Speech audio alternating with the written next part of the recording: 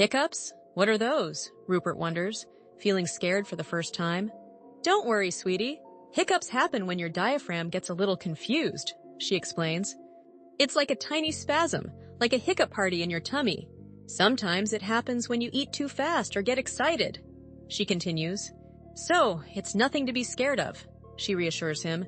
Let's take some deep breaths together, she suggests, encouraging him. Inhale and exhale, just like blowing bubbles, she encourages. See? You're doing great, she praises him, her smile brightening the room. And just like that, your hiccups are gone, she exclaims, celebrating his success.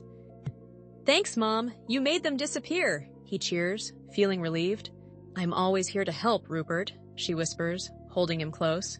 Remember, it's just a little hiccup in life, she adds as they both smile.